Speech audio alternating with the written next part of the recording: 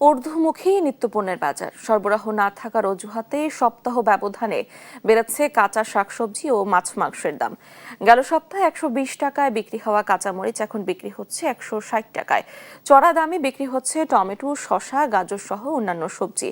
বাড়তি মাছের দামও খরচ বেড়ে যাওয়ায় বিপাকে সাধারণ ক্রেতারা।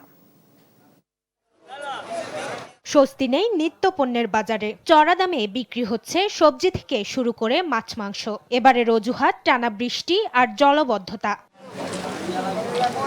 সপ্তাহের ব্যবধানে কেজিতে 20 থেকে 40 টাকা পর্যন্ত বেড়েছে সবজির দাম। গেল সপ্তাহে কেজিতে 120 টাকায় বিক্রি হওয়া টমেটো এ সপ্তাহে বিক্রি হচ্ছে 140 টাকায়। 120 টাকায় বিক্রি হওয়া কাঁচামরিচের দাম বেড়ে দাঁড়িয়েছে 160 টাকা।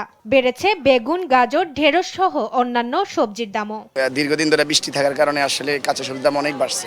বৃষ্টির আগে কাঁচা সবজির দাম 20 থেকে 30 টাকা বা 40 টাকা ছিল, এখন আপনার 60 থেকে 80 টাকা নিচে কোনো সবজি নেই। শসা 100 টাকা, তারপরে টমেটো 140 টাকা, তারপর মরিচ 160 টাকা। বৃষ্টির কারণে মাল আসতে পারে না, এলা শসার দামটা একটু বেশি।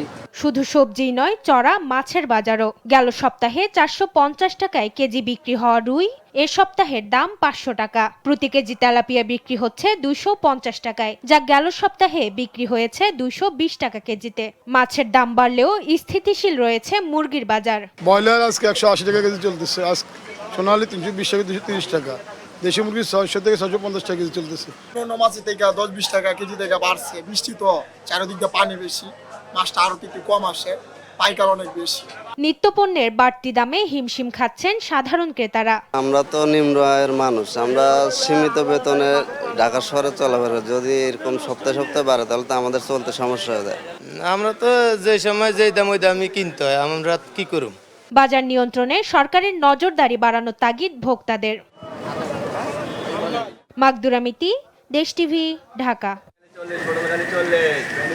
নিজেদের ছোট ছোট স্বপ্ন পূরণে সবাই মিলে যায় খুশির মিছিলে।